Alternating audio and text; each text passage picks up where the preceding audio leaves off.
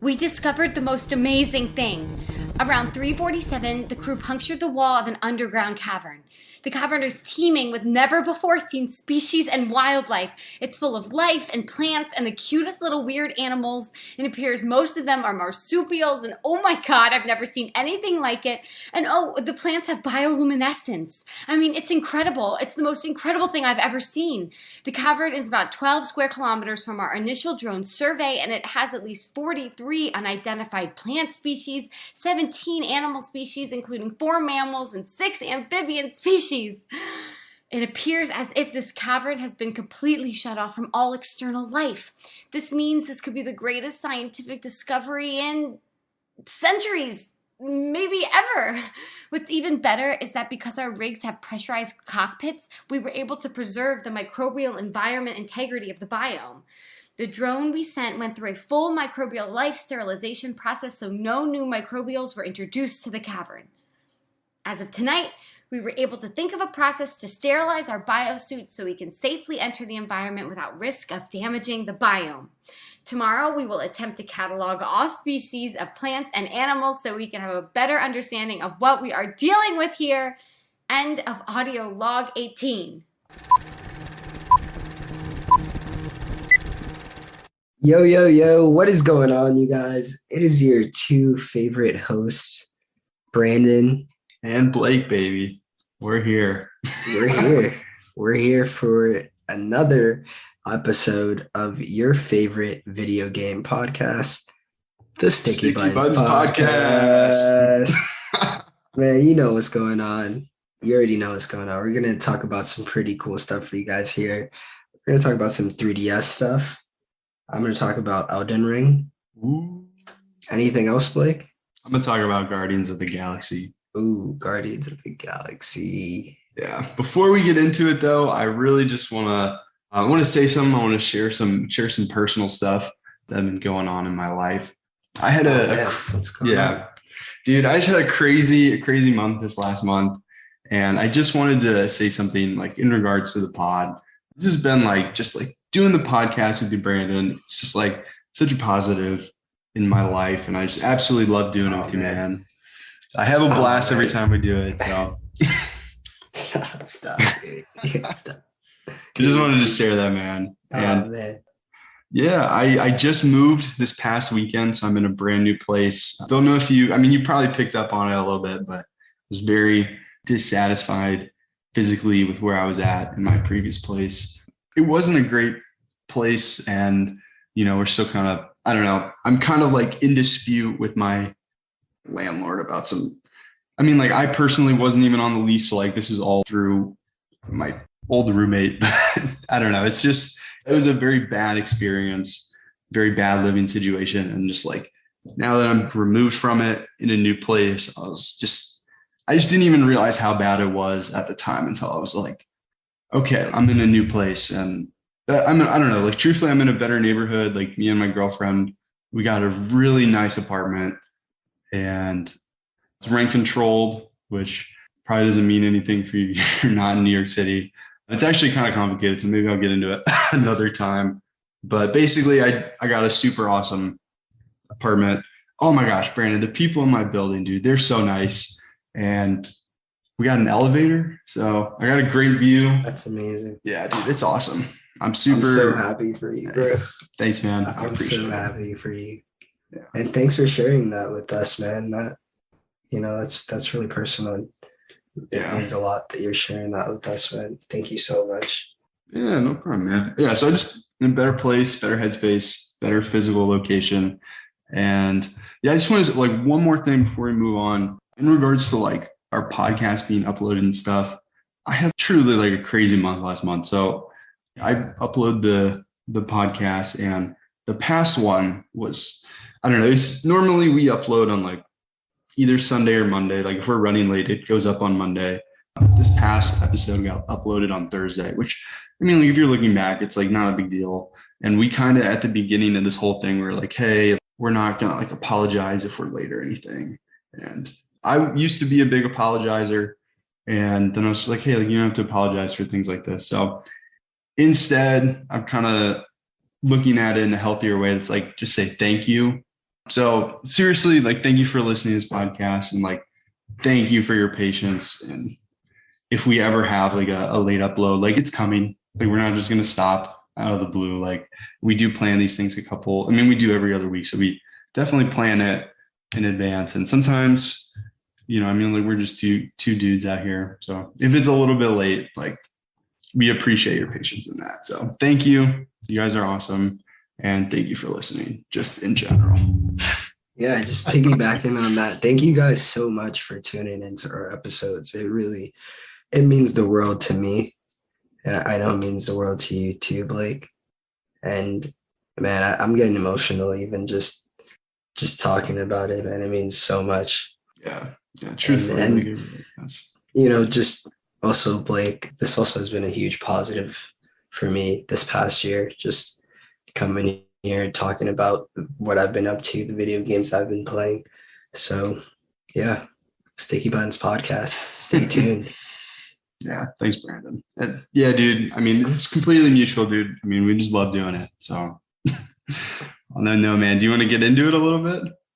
Yeah, let's go. What do you want to start with? 3DS or? Yeah, let's start with the 3DS, man. So 3DS has kind of been in the news a little bit recently, and we had an episode about the 3DS a couple episodes ago. And in that, we just talked about it. We talked about how the eShop was closing, and I had set a date that it was closing. And I was going to correct myself in a later video just because it turns out I was wrong on the dates that it was closing. Basically, I had been looking up stuff specifically because I was trying to decide if I wanted to buy into this system. And I found online that these like dates that the eShop was closing. And that would have been at the beginning of 2022. That was only for Japan, though. That was not for the US. So in the US, they did officially announce like 2 or 3 weeks ago when they're officially closing down the eShop, which, sucks for a lot of reasons. And we'll get into that. But basically, I'll just give you the dates on when this is actually happening. And then we'll just kind of talk about the 3DS. So basically, the quote that they have on Nintendo's website is, in quotation marks, late March of 2023. And that's when the eShop will close. At that time, if you've like already made a purchase, you can still download it, but you won't be able to download anything that you have not purchased already. So definitely pick up everything before March of 2023 that you want to. There's a caveat on that, though. And they kind of announced that they're like, hey, we're giving you a year in order to do this and make all your purchases. But you cannot add funds to your account via credit card as of May 23rd, 2022. So again, that's May 23rd, 2022. You can't add funds to your Nintendo account. Basically, you cannot purchase anything from the eShop on the 3DS or Wii. It's Wii U, actually, Wii U 2. So Wii U is included in this. And so basically, it's like for me, because I'm only like, I have a credit card, I'm only going to buy stuff on credit card. So basically I have to put all the money into my account before May 23rd, 2022. And you can still add stuff until August 29th, 2022 via eShop cards, but I don't really know what those are or how to get those. I guess those are like literally like Nintendo gift cards. So with those though, I think those are like specified amounts. Like you'll probably end up losing money just like having stuff be lost, like currency left in the eShop. But you can transfer it to your Wii or to your Switch if it's linked already, but I think it already has to be linked in order for you to do that. So it's kind of convoluted, but basically, if you're going to buy anything via credit card, like myself, you have to make those purchases by May 23rd of 2020. So how do you feel about this, Brandon? Do you have any like gut reactions when they announced this? May 23rd is pretty soon for just not being able to use credit cards. Because let's be honest here, who wants to go somewhere and find these Nintendo cards? I can't remember the last time I've seen a Nintendo, card like that. You probably have to order it, off Amazon. Yeah, honestly. And one thing that they did say in the press release that I just like thought of is it was like while supplies last for those eShop cards. So like it's entirely possible that they just won't exist anymore by the time August rolls around. So yeah, it's just kind of crazy. I don't know. You're probably not going to buy anything on this, are you? No, I don't think so. But, I know there's a huge community that plays 3DS still. One of my close friends, shout out to Mohammed, who listens to the pod, he's definitely going to be devastated by this. And I'll actually reach out to him and let him know in case he hasn't heard. Yeah, because it definitely kind of made waves in my circle, like on the social media that I follow. But like, it's very possible that you missed it. It was like a press release by Nintendo, and like if you're not like following and looking for that kind of stuff, like you probably would have missed this. But it's kind of funny because it kind of brought up the question for me, like how relevant is this still? And I'm not gonna lie, man, I've picked it up every single day since they announced this. And there's actually I'm gonna shout something out. It's a free game that I literally have been doing this every morning since they announced it, and it's really kind of just totally enhanced my 3DS experience. And that's the Badge Arcade. Did you ever play anything in the Badge Arcade? I haven't. Did you download it? No.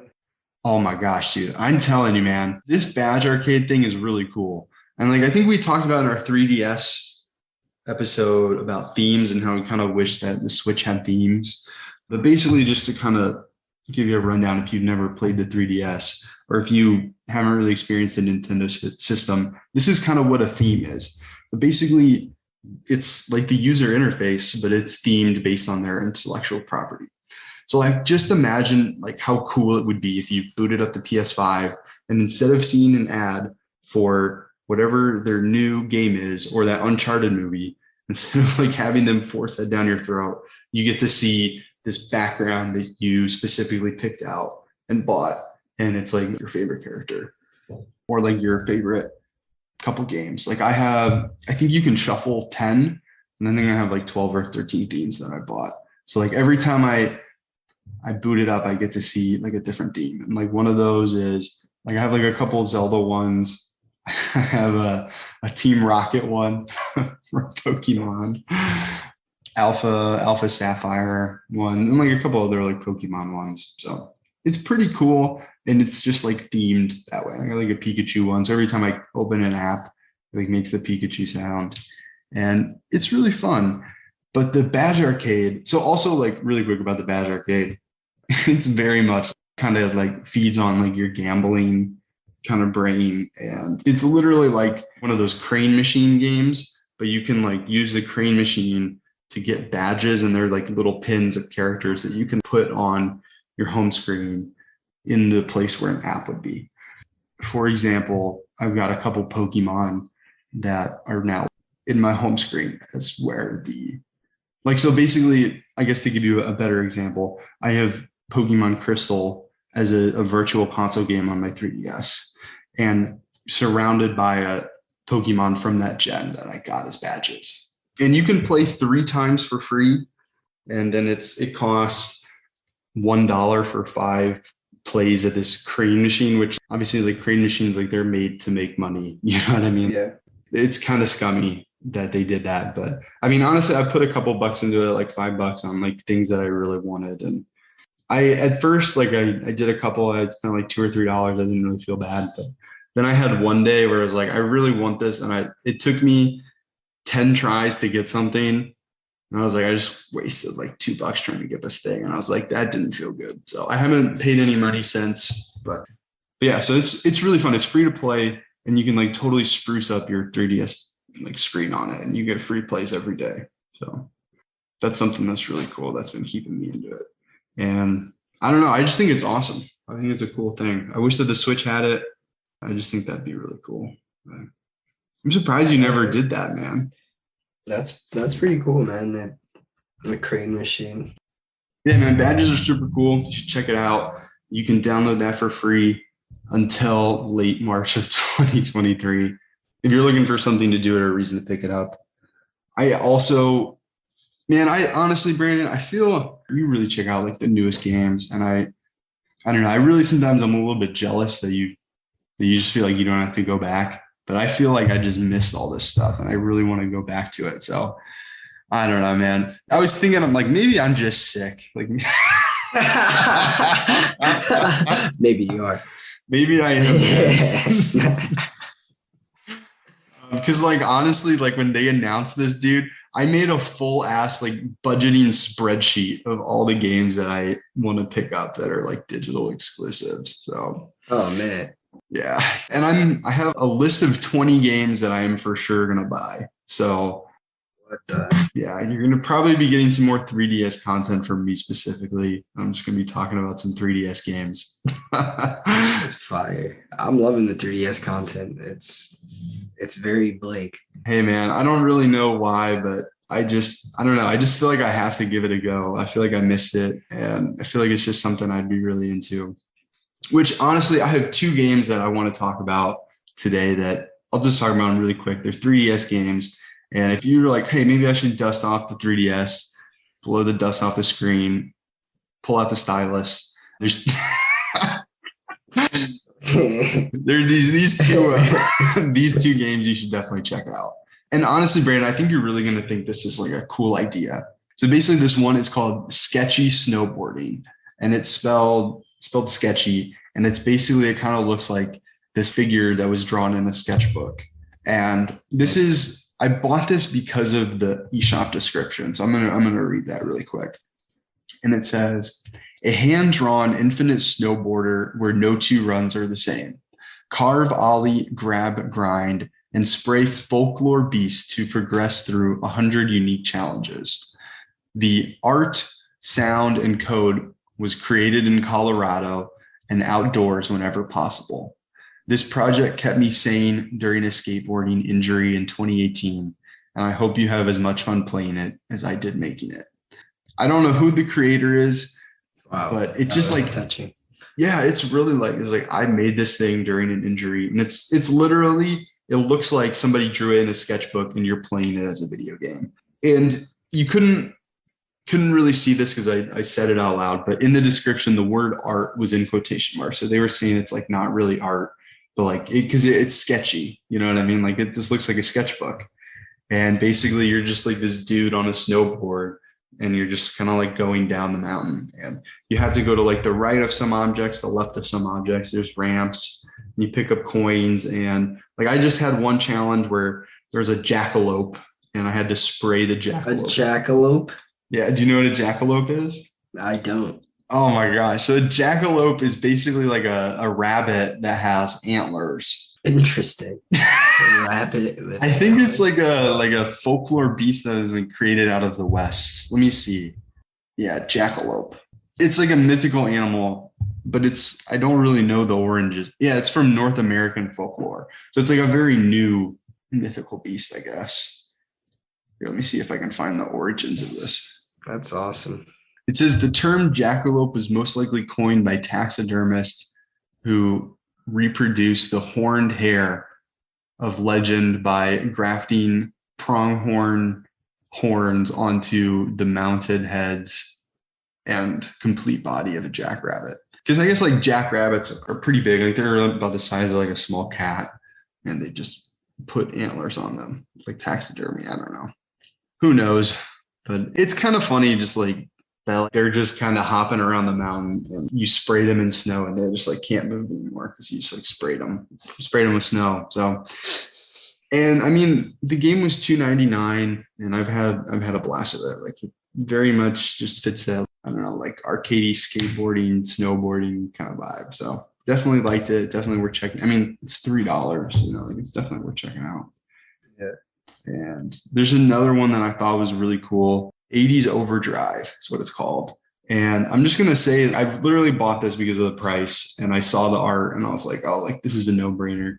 It was $4.99, but it's on sale right now for $1.99. So you can go pick this up for $2.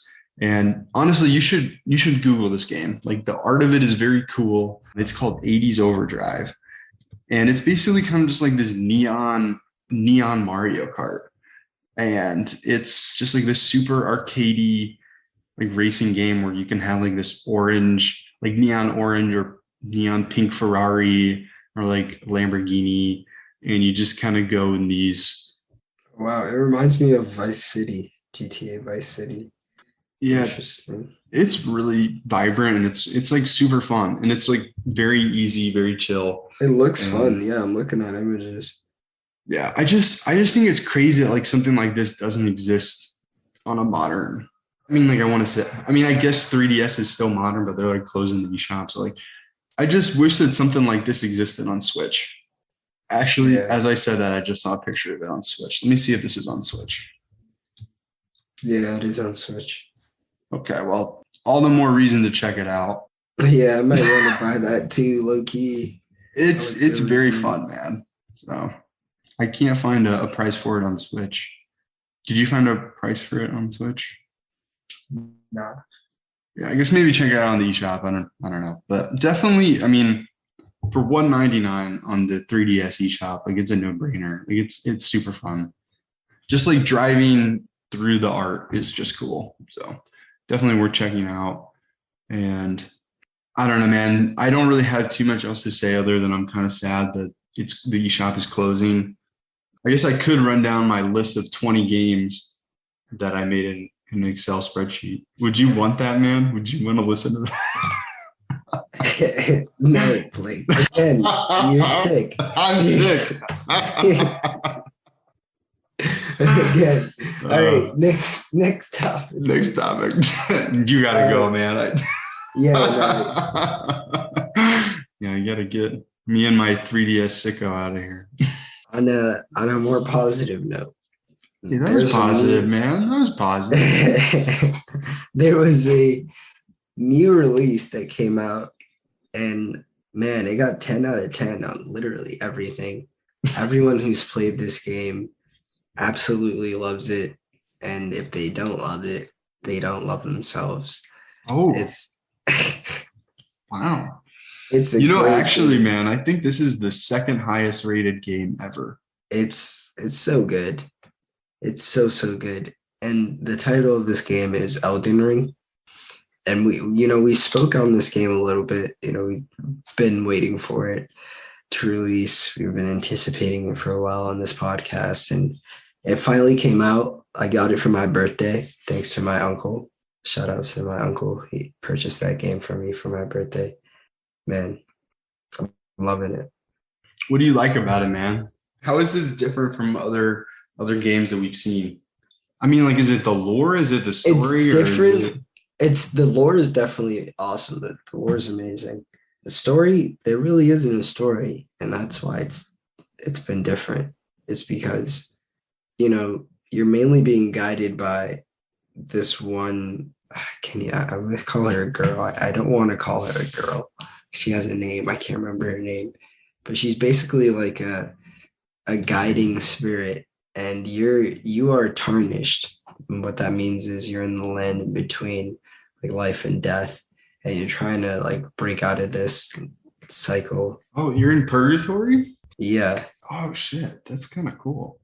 And so there's all sorts of like beasts and monsters, and you're just like navigating this world, but there's no real like guidance to it. It's a very open world.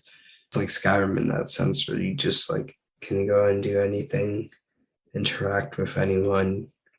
It's like RuneScape in the sense that you have to improve your abilities to like get better at the game and not die as much. I die so much in this game, Blake. So much.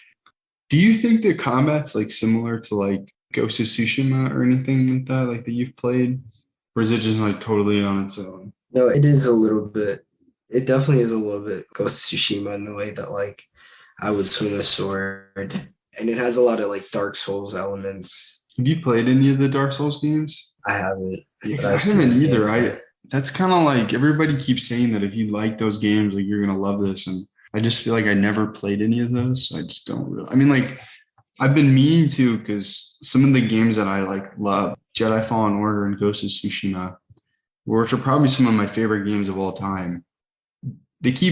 Whenever I hear other people talk about them, other people say they're inspired by these like Souls games and Souls likes, but I've never played in any of those. So this is going to be my first one of those that I play. Yeah, man, I think we should get into some Souls games eventually, because from this game, it definitely seems very, very fun. So you're dying a lot. Do you feel like, does that enhance it, or is that not real? I mean, are you just like dying because it's a byproduct of how hard the game is and you're just liking it? It's not very discouraging because at the end of the day, I'm still improving. I'm slowly getting better, very slowly, but surely getting better. And I mean, yeah, it's just kind of a part of the game because everywhere you go, there's this wide variety of mobs you can interact with, really, really strong ones and really weak ones, and ones in between. So at any given moment you can run into anything, and you got to be prepared. So are there just like enemies that you just like there's no way you could beat them, or is it kind of like you can like there's one right now called the Tree Sentinel who rides around in a horse, and he has like this full suit of golden armor. He's super strong. And he'll like yell at you. It was really funny because I was playing with my friend Mark last night and we were getting chased down by him, and he yelled at him and he made him fly off a mountain. Oh my gosh. Like his yell like pushed him off the mountain. Oh my god. Pushed him off the mountain.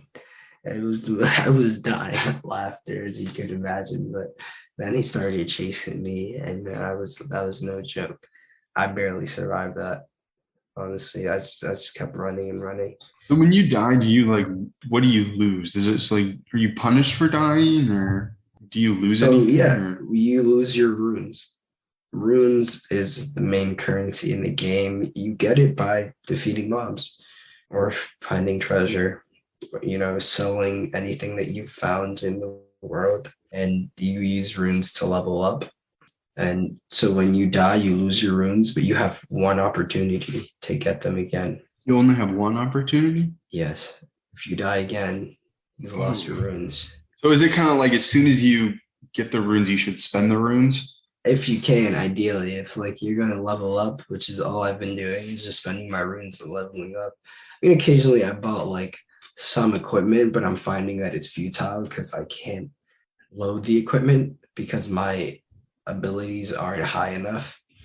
So I don't have enough endurance to equip certain armor or wow. Okay, so like you have things that you found or bought that you just like can't even use because you're not strong enough yet.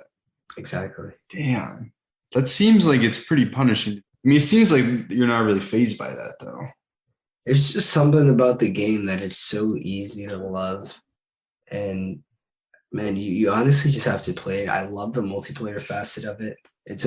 I'll admit it's a bit tricky, but I like it. It's a mature game. It's not meant to be an easy game. Yeah. And, it's really, really enjoyable. Dude, I'm really excited to hop into this, man. Just what you said just makes me want to hop into it more. I have been doing a bit of research on this, so let me ask you something that I've heard about it. I've heard that it doesn't give you like a quest log. And I've heard people say that you should like take notes while you're playing this game and like keep a physical notebook of things that pop up, because like there's no quest log, or if somebody says some dialogue and you don't pay attention to it, you can like miss things. Is that true? Oh shit. Yeah, that is true. I'm so lost, right? I have absolutely no idea what is going on right now, Blake. I'll tell you right now, Blake, I'm tarnished, right? But somehow I was sent to prison. How am I in prison when I'm already tarnished? Like, how does it make sense? It's crazy. I'm in like some kind of hell where I have no choice between this like beach where there are these poisonous like sacks and they're just annoying, or this cave where there are these critters that keep shooting these like really, really fast arrows, and they're like these Nordic kind of skeletons from Skyrim, and they're down there just lurking. They're hard as fuck to kill. They killed me so many times. I don't know how I'm going to escape this prison. I'm stuck here. And my friend wants to play with me, but I can't because I'm in prison. I can't. You're in video game jail, dude. You're in hell. That seems terrible. It's nuts. I'm really trying to find the portal back. The way I got in, get this, I was going in this kind of like underground cave. I find this treasure chest. I'm like, awesome, I'm gonna loot it. I opened it. It's like, you've been trapped. It sent me into a portal world, and that's where I'm at right now. Like, oh, you thought you were gonna get like a cool item, and it's just like, nope, you're in no, jail, dude. it's something, yes. And oh my gosh, something that was really cool about the game that I definitely want to mention is, man, you can get caught lacking by a player, by a PvP, somebody else. Really? Like somebody spawned into my world and just beat me up, bro. It was nuts. Can you like turn that off? Or? I don't know. I'm not understanding much of the game. I'm trying not to watch videos and get any guidance on it because I want to take it in like as, first person. I don't want any like outside influences on my gameplay. But, thank you for telling me about taking notes because I am definitely lost on the quest. I have no idea what I'm doing, where I'm going. Yeah, man. I mean, I obviously like it's very clear that you like this, but like, man, you're physically and in the game, just in purgatory, dude. Yeah. Man, I had breakout. Man, I mean, that says a lot about the game if you're still enjoying it, though. I'm loving it, dude. And I just can't wait to get back on it. So what kind of weapons do you have? I don't know, man. I honestly, like, after I knew that I was going to buy it, I kind of stopped watching the promotional material. Do you have, like, because I heard that you can change it, like, a bunch. Like, is it like in Skyrim where you can have two-handed, one in each hand, axes? Yeah, totally. Do you have magic, too? So my buddy Mark is a warrior. He has two-handed. I'm a wizard. I think I can't forget the class. Bro, you're a wizard in purgatory. What did you do in your past life, bro? I'm a wizard. I got a shield and I have a staff, but I can also swap into a sword. Mm-hmm. So that's really cool, just to get up close and personal. And then that's about it. I can summon a horse to like help me navigate the world. Is it just like you just ride the horse? Yeah. Oh, other weapons. There's a samurai class that has a katana and a bow and arrow. That sounds lit. Yeah, the samurai class is nuts. My friend Edgar is the samurai. Shout out to Gert. Yeah, I really might do that because I didn't really like the way that the story for Ghost of Tsushima ended, and I feel like I'm just hunkering for more samurai stuff. I might just have to. That sounds pretty fun. What else? So okay. Also, something like I'm definitely going to play this game, but like something that's a little bit off-putting to me is the art style. When you're in it, does it feel like it fits? Because it just feels kind of like very gothic, very grotesque. I mean, like obviously it's a mature Yeah, no, it definitely feels like it fits because there are moments where the game just like absolutely shines. And I'll give you an example. There's this one part where I was playing the story and I kind of just ran away from that part of the story because it was too hard. And there's this like huge, I can't even describe this thing. It's a huge boss. Mm-hmm. And it's really ugly. It's really mean, but the graphics on it are really nice. And like, it's just a really good scene. And it kind of just like takes away from the fact that exactly what you're describing is like gothic. And the menu is, I don't know, it looks like a game from like 2006. Oh, okay. Like, it just, I don't know, it's a contrast. Is it very like stylized? It's a happy contrast. I don't know, it's a really, really good execution on like what it is. Yeah. Okay. That makes me excited because I love it when like people just buy into the art style or like whenever you try to do a thing and you just do it. I like it when things are just unapologetically like what they are. And exactly. It seems like this is that. Exactly. It's just unapologetically what it is. Like even the cover art. Oh, that's sick.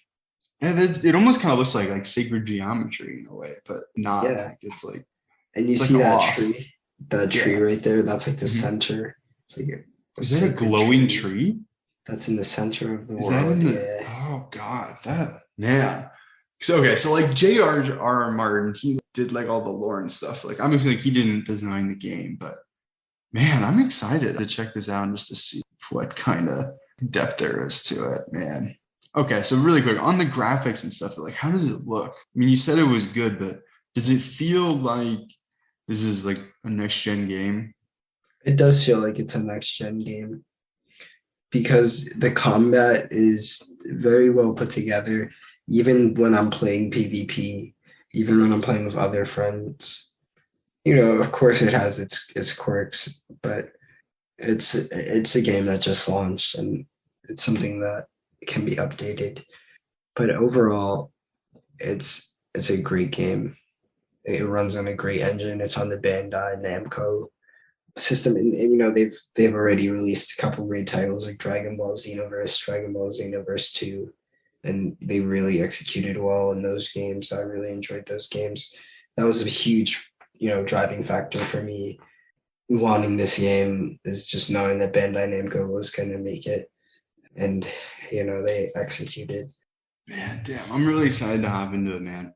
It's one of those games, man, that's hard to talk about too because it's so unique. It's unique to everyone's experience in the same way that Breath of the Wild is. Okay. You just get in there and it's like you just go your own way. Is it kind of this? Oh man, big red flag for me, man. Me, I hate tutorials. Does this game like really like gatekeep you for a little bit and then let you loose, or like? Not at all. They don't gatekeep you at all. Oh, that makes me excited. They don't gatekeep you at all. All they do is like they give you these little blips of like tutorial screen, like a little like tip thing that was like, oh, this is how you do a combo, or this is how you do this, XYZ. But you can turn that off. And I've kept them on, and I noticed that they're not annoying at all, and they've kind of stopped after I've played a couple hours in. Okay. It's very intuitive. Oof, dude, I think I'm gonna have to pick this up. I don't know. It came out on the weekend that I moved, so I kind of didn't really have time to play this weekend, and I don't know when you'll hear from me on this one, but I guess we'll hear back from Brandon on his updates on it. See if he can get out of jail, man. You'll be playing it a lot, dude. How much do you think you put into it? I'm playing it a lot. I'm already level 26. I think I'm already like 13 hours in. Yeah, okay. Dude, I'm loving it. Naomi hates it. That's a good indicator of how much time I'm spending on it. Oh man, yeah, that'll do it.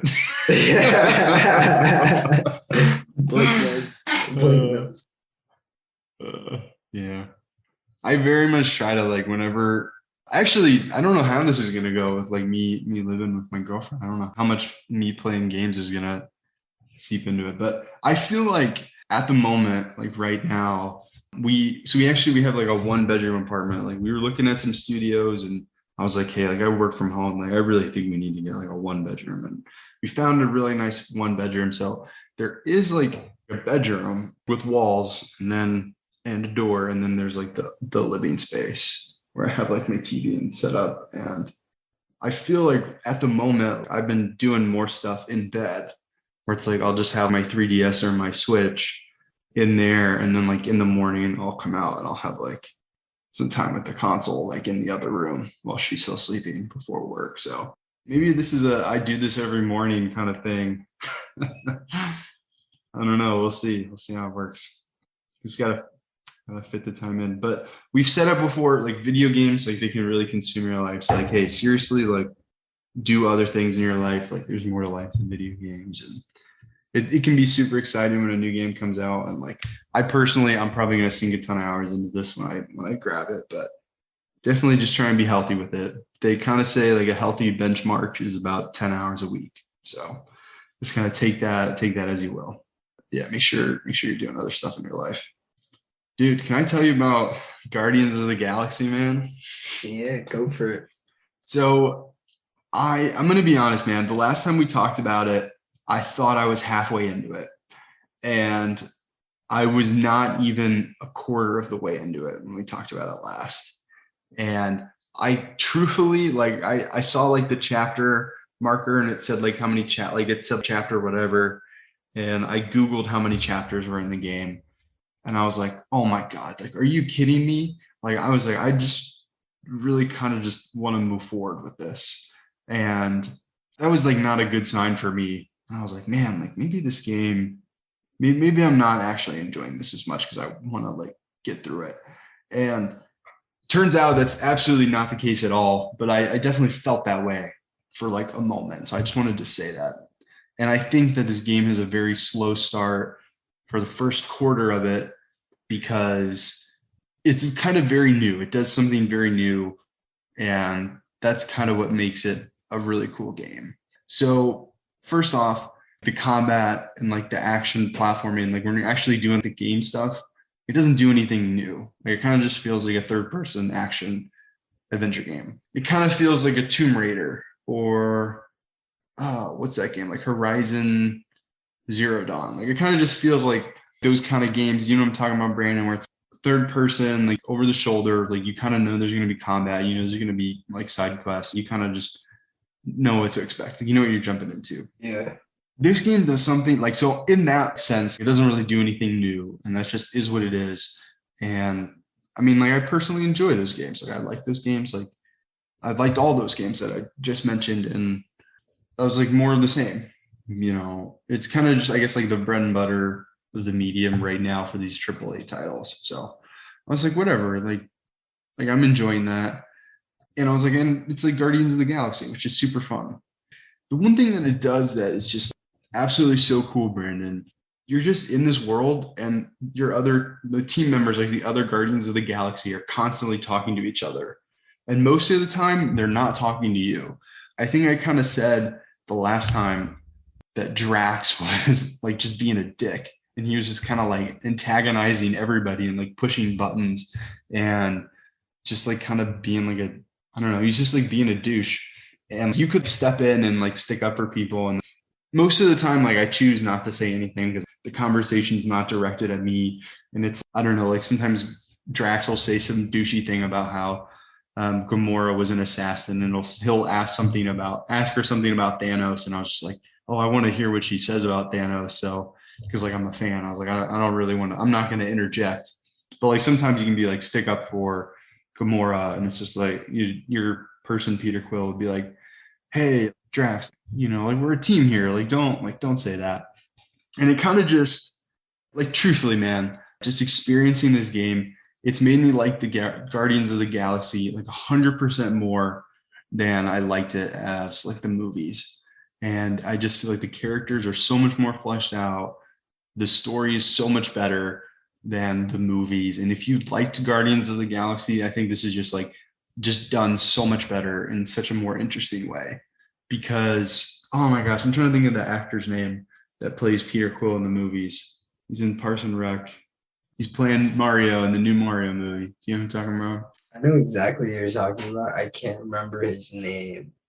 I'm searching Andy from Parks and Rec. I'm kind of mad I can't remember his name. Chris Pratt. Jesus. Chris Pratt, dude. Yeah, I mean, like, truthfully, he's kind of just like a goofball in this Guardians of the Galaxy movies. And the Peter Quill in this video game, I mean, like, he's obviously a young man dealing with some stuff and like traumas, but he's like a legitimate leader. And like, he's very much, I don't know. I personally, like, one of the things I think makes a good leader is that you listen. You truly do like listen to the characters here. And man, I just gotta say, man, this story, I was into it before. I was like, oh, like you're the Guardians of the Galaxy, like you're broke, you got fined by Novacore, like of course you gotta like get some money and do a reckless mission to get some money to pay off your Novacore fine. And then you're kind of going to Novacore to pay your fine, and the story just takes like the hardest right left turn and goes like full on sci-fi space cultist story, like crazy sci-fi story that I don't really want to spoil, but holy crap, Brandon, it's just crazy, man. Like the story just like totally kicked it up to 11, and I'm just like hooked. And I like literally was playing, and I was like, well, I was gonna stop playing and eat dinner, but I just gotta keep playing. Like 2 or 3 hours later, I was like, oh my gosh, this keeps getting crazier and crazier. And it feels like real story, like real stakes. Man, it's just really cool. And also like the character development, Man, can I tell you about some of these? Actually, I had like a little paragraph in my notes written about each of the characters. Do you mind if I kind of like go through that really quick with you?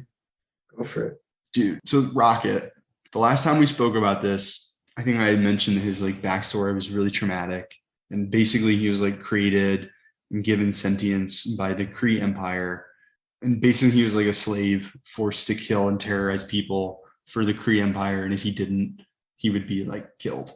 And he had to like, he basically like lost his like closest friend, and they like ended up like giving their life for him to escape.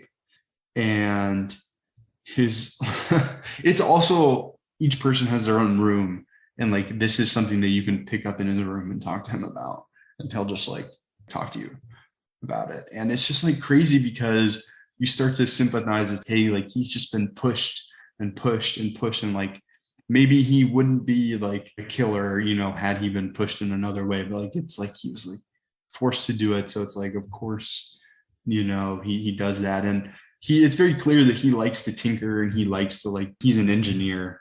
And every member of the team has like a visual, the way that I've found like their rooms are set up is very, I guess it kind of is like a visual representation of what they're going through.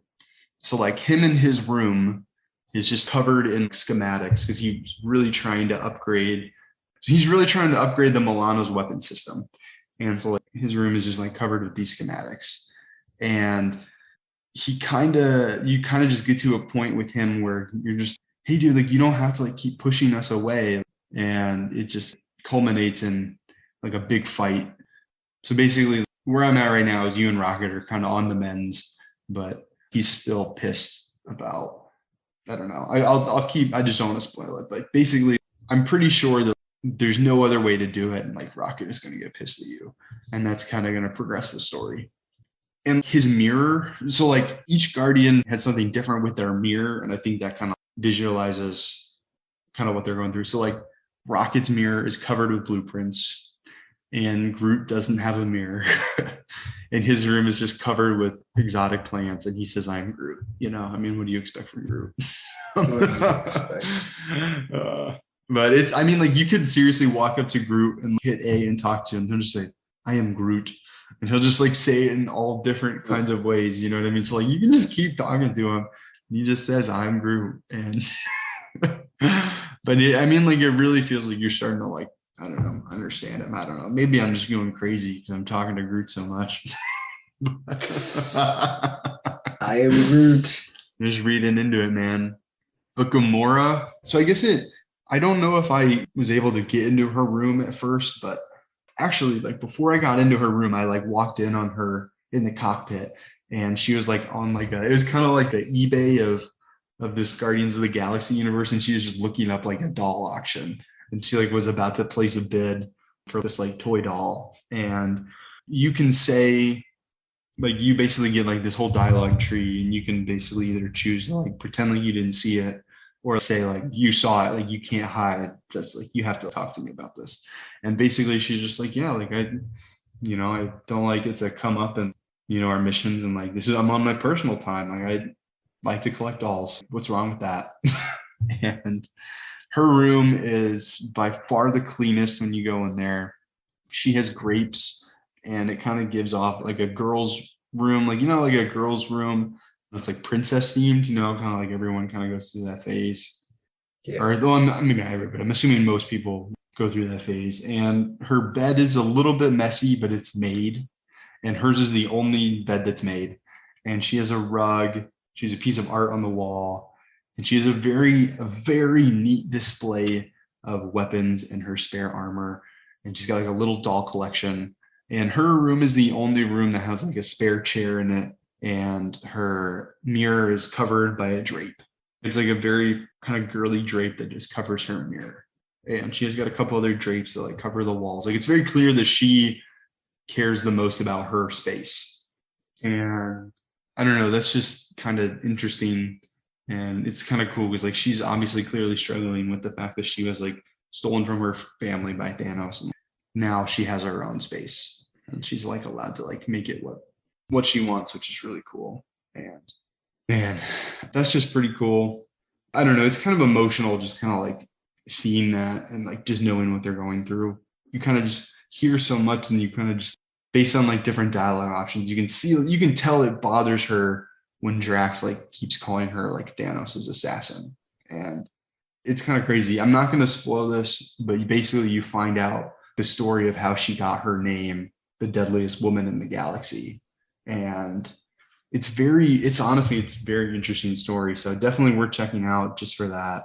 Just, I mean, like, on like those kind of moments. And moving on to Drax, dude, this dude's a wreck. This dude is an emotional wreck. This guy is just hurt. Poor Drax, man. Last time we spoke, he was kind of antagonistic on all the other Guardians, pushing them away and like poking them and just saying very, I guess, confrontational things.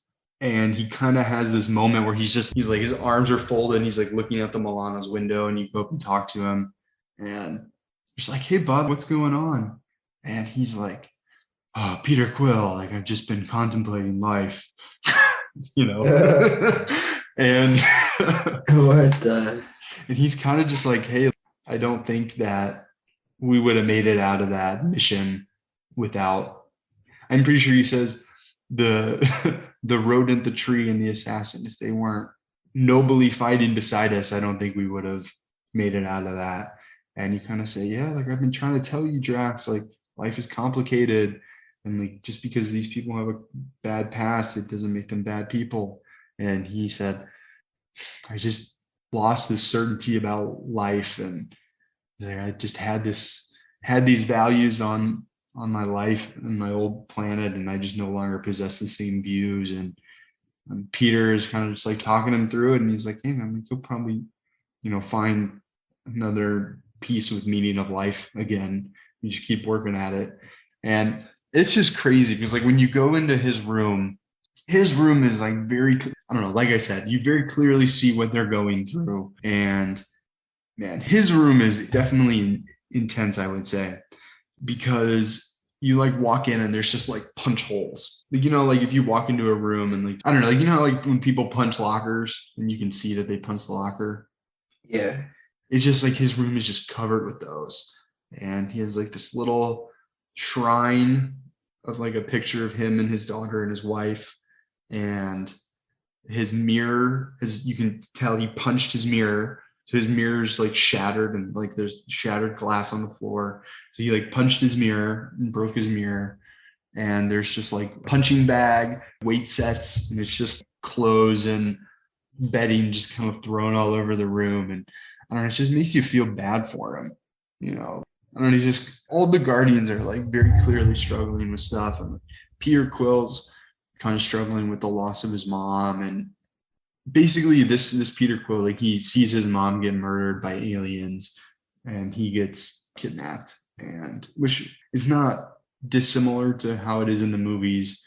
But in the movies, like his mom dies of cancer and then he's kidnapped by the Ravagers. But in this one, it's a little different. And like he's got like posters of like Star-Lord, and honestly, maybe I just won't get into that. I feel like that's something that's just like left best, said. Yeah. One more thing about Drax's room though. He like, everybody like gives him shit about not understanding sarcasm. Like that's kind of like his whole, he's an alien, doesn't really get it. But like he very clearly is trying to better himself. And you can like tell because he has this book of sarcasm that he keeps in his bedroom, and he's got like reading glasses. And I mean, it's very clear that he's like actively trying to better himself, and it just like makes it even worse that he's just like such a wreck, Yeah. And honestly, he just like kind of reminds me of like a traumatized frat bro. But yeah, man, another thing, I mean, if you want to play this game, like seriously, basically, you're just going to get the best Guardians of the Galaxy experience that's out there. It's like if you like the movies, this just, I mean, takes it up. I mean, like I said, it takes it up to 11 with the story, but like this literally just, it takes it up to 11. It's on a whole nother level than the movies. I mean, obviously you could get that from reading the comics too, but I mean, it's kind of hard and expensive to get the comics. Like this is honestly probably more accessible than those. I do want to talk about the music, man. So this soundtrack won like best soundtrack last year at the Game Awards, and it did some really cool things with this. And the soundtrack, they have like two different soundtracks. Like, well, I don't really know. There's like the licensed soundtrack you can listen to, and it's just like licensed music, because it's like Guardians of the Galaxy. And then there's also this album made by Star-Lord, which in the comics, I've like learned a lot of things because this is like loosely based off the comics.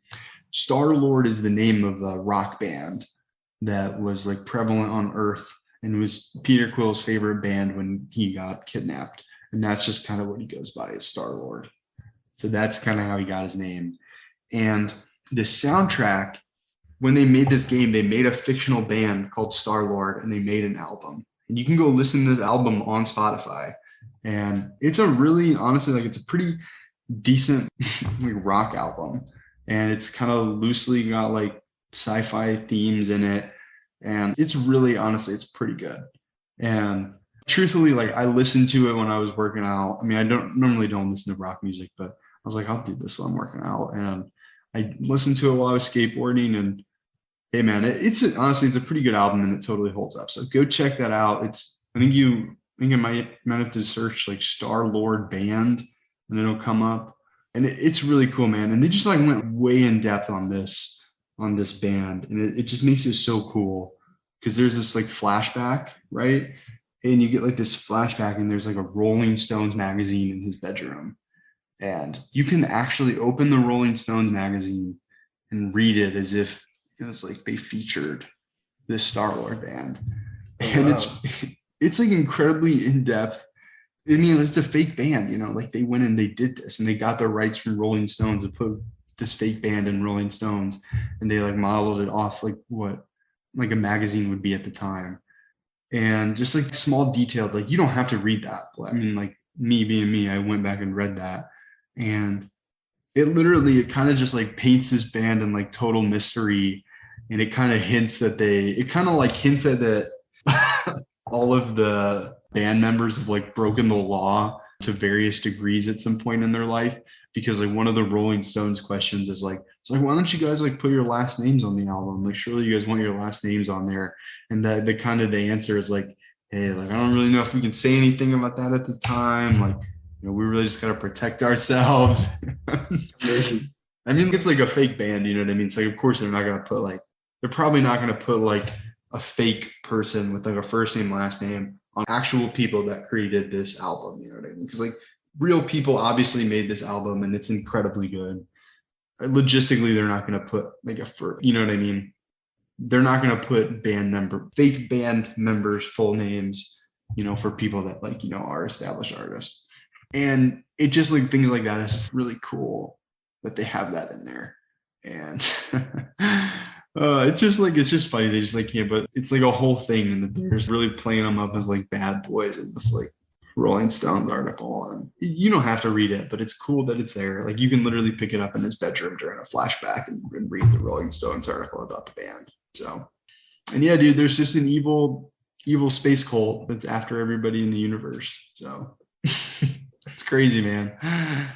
And yeah, there's some like, I don't really know how spoilery it is, so I don't really want to say too much of it at this time, but there's like some pretty cool like story implications on why you as like Peter Quill care about what's happening in this game that like, I don't know, I just feel like it's not really explored in a lot of different superhero games. You know what I mean? Where it's like superhero games, like, oh, it just doesn't really feel like fleshed out. It's like, oh, like, of course, like I'm the hero, I want to save it. But in this, it's like, oh shit. Just about anybody would choose to do what they're doing here based on like, the situation. And it's really cool that it's very refreshing in this Marvel fatigue era that you can have like such an in-depth hero story. So definitely recommend it to anybody, man. It's a little bit more on Guardians of the Galaxy. I'm about ready to wrap it up, man. Do you have anything else you want to say? Man, buy Elden Ring if you haven't already. Really, really good game. Man, okay. One more question about Elden Ring. So like when you can play online, is it like co-op? Are you like doing separate things, or is it you're in the same place that you would be normally and you're just kind of going about like normally what you do? Or is it just like a different space? It's co-op and you would just be going around normally. like what you would normally do. But the only thing is you can't do like single player stuff. Okay, so like you can like hop into the same world then, but you can't. I guess I don't really understand what you can't do. Just like the story and stuff. Yeah, like you can't really ride around on your horse, or you can't open chests. Oh, to like get like new equipment and stuff. Yeah, only the leader, the host can. Okay, so it's kind of like if you needed some help doing something, and you like let's say you need some help getting out of this prison. Yeah, maybe you could call on me and I could help you get out. Yeah, if you could find a way to the prison yourself. Oh, so oh wow. Yeah. Dang. Okay, that's crazy. It is nuts. Man, maybe next week we'll both be talking about Elden Ring. I don't know. Dude, please. I really want to see your take on it. Well, I guess on that note, seriously, thank you so much for listening. We really appreciate it. If you want to help us out and help us grow, it would mean a lot to us if you'd share it with a friend. And yeah, just thanks for listening. We really appreciate it. Thank you so much for tuning in. And stay tuned. We got a lot more coming for you. Sticky Buns Podcast. Bye.